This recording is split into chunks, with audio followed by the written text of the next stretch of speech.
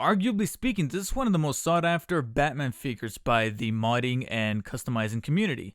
Let's find out why. Hey everyone, David here with finally the piece de resistance of the three Jokers line. I've covered the Criminal, the Clown, even Red Hood. I have yet to cover the Comedian only because I have him on pre-order, but for the meantime, we finally got the Big Daddy Bats right here in his full-on dark glory, and I'm pretty satisfied because I'm trying my best to complete a whole Batman ensemble collection from McFarlane Toys. At least to get Batman out of every mainline property, especially if he appeals to me. If the look is there and the desire is there.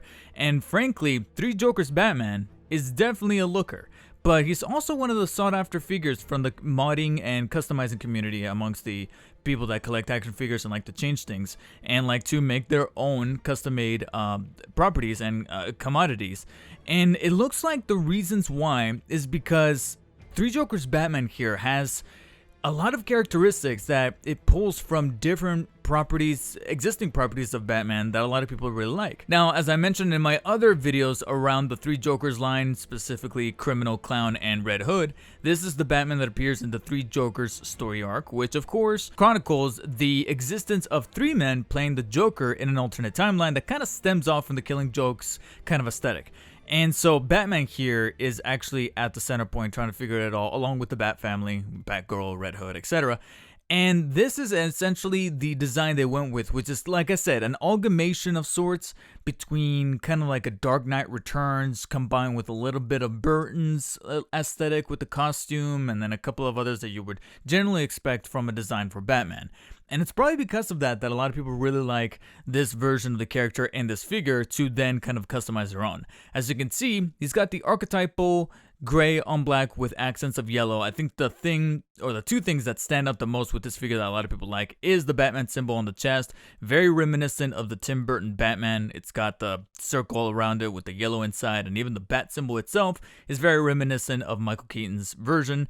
But then you have it on a much bulkier molding that is, like I said, very reminiscent of Dark Knight Returns. Like, as soon as I see this guy, I definitely think Dark Knight Returns, but not as old and not as worn out and grumpy, because you can see right here that he still has a definitive form of muscle mass, while at the same time feeling much elongated as far as height and as far as build quality, as far as his overall physique. And because of that, I really am gravitating towards the look of this Batman. I really do like what they did here as far as the character design in the comics, and McFarlane did a very faithful interpretation that I'm really vibing with, specifically on the cowl. I like the texturing going along the rubber portions of the cowl, the short ears really complementing the face, as well as the paint applications on his jaw and his mouth line.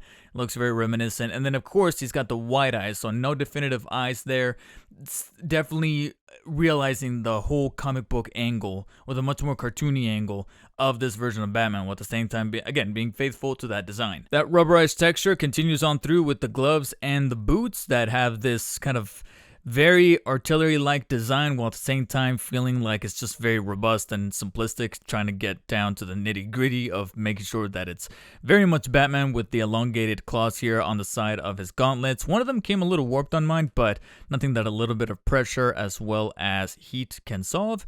And the utility belt is also very reminiscent of Burton's look. You have the yellow, but along with that, you have the little silver, the little circular center point there, the buckle, as well as the different little cylindrical pieces along the sides. And because of that, like I said, yeah, you cannot blame me for thinking that this is a combination of what some of the better designs of Batman have that people really stuck with as far as look and aesthetic. And we also have the cape here, which is also a much more flexible rubber, but it does have a very concentrated design as far as the look, with the different design points here in the crevices.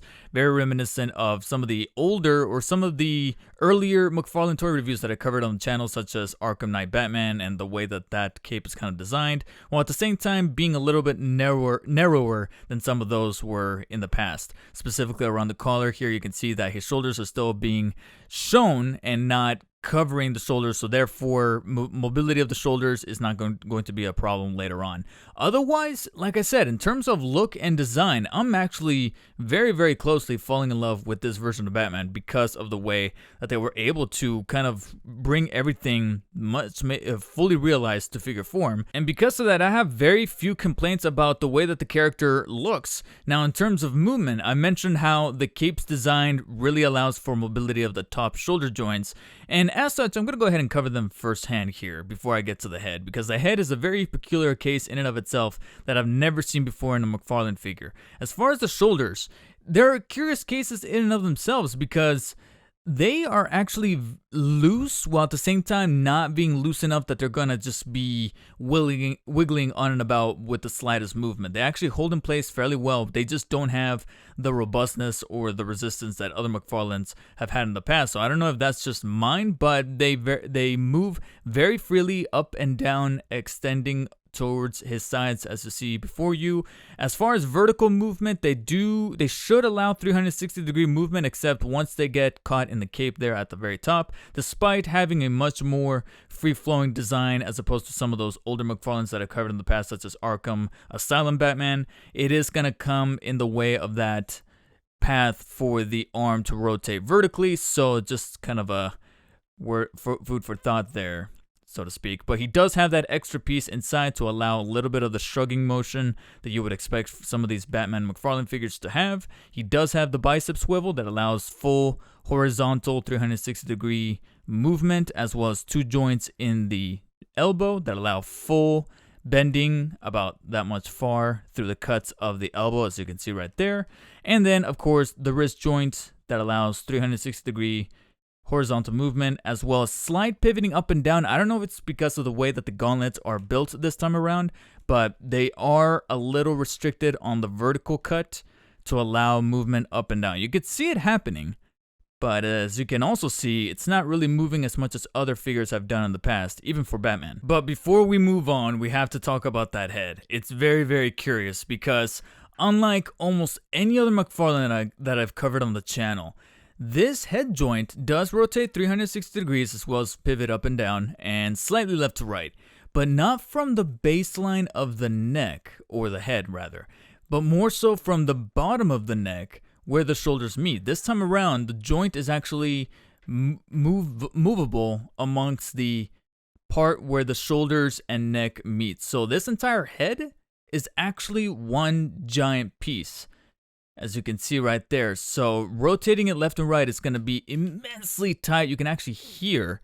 the plastic kind of scrubbing up against itself, but thankfully it's safe. You know, it's not really posing a risk of breaking or anything like that, but the movement happens at the bottom of the head, or the bottom of the neck rather, as opposed to the top like other McFarlanes I've done in the past. So that was very, very curious upon discovering that. I was like, yeah, I've never seen a Batman figure do that. I don't know if it's because of the aesthetic of the cowl design, because of this version of Batman, or if it's just a whole different case altogether, but it's just very, very interesting that this time around all the movement comes from the bottom, and yet it never feels hindered. It still moves the way that you would expect a head joint to move, full 360 all the way around, although moving it horizontally does kind of start to kind of slant at an angle as you move it from one direction or another because of the way that the bottom of the neck is molded. But other than that, movement is still there as you would expect it for other McFarlanes to have also be presented here.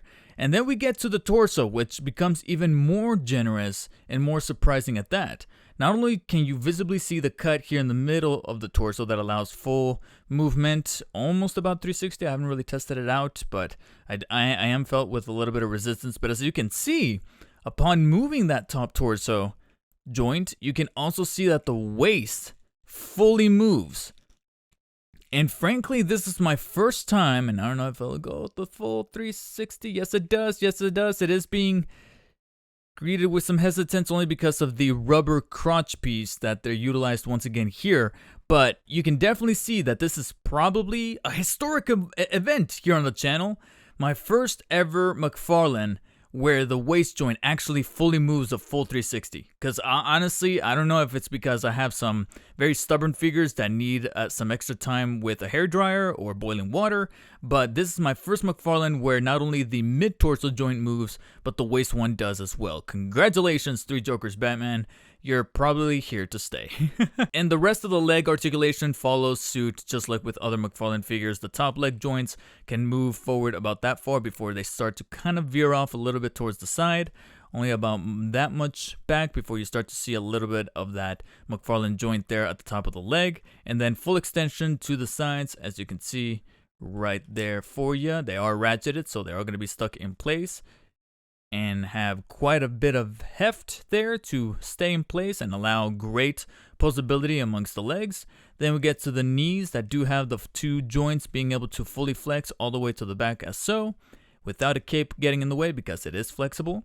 And then we have, of course, the ankles that allow full rotation 360 degrees horizontally, and then slight pivoting up and down. You can see right there, only because of the way that they designed this boot, you have some extra pieces here that kind of get in the way, but you do have the ability to slightly pivot them up and down. Slight pivoting to the left and right depending on where they're at on the x-axis.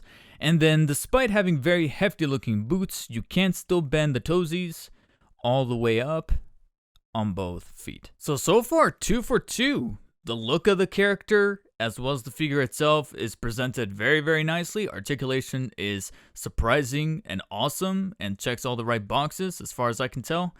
But frankly, we can't have them all, can we? We then get to accessories, where things get not necessarily on the worst side, but could have been better.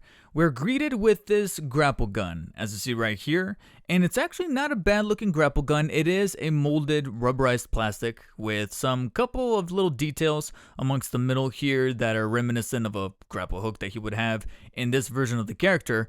Frankly, they went with this design like we've seen in a couple of other McFarlanes where they decide to actually have the claw be extended with a little coil there in the middle and the claw fully extended and open here at the edge to make it seem like he's in the middle of shooting it. And the grip hand as well as the actual handle for the grapple gun is cool and all and actually does the job and fits into his hand rather nicely. My problem is just that this is it.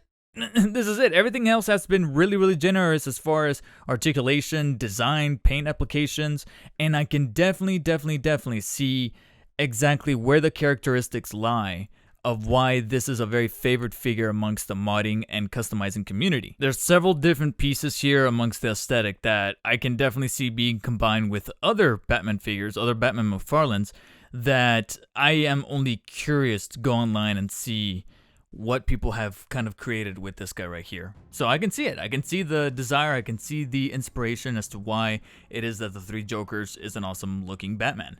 But the accessories could have been a little bit better. It's the only thing that keeps this from being one of the staples for any McFarlane Batman figure collector to have. Because even though the grapple does a serviceable job, an added batarang, or even better, an additional pair of hands where one of the others is fisted, so you can have two fisted hands, because by default he comes with one fist hand and then one open hand for the grapple. It would have been nice to have two open relaxed hands so you can kind of interswap the grapple to have it on the left or on the right, have two fisted hands to make it look like he's fighting a villain, fighting the Jokers at the same time.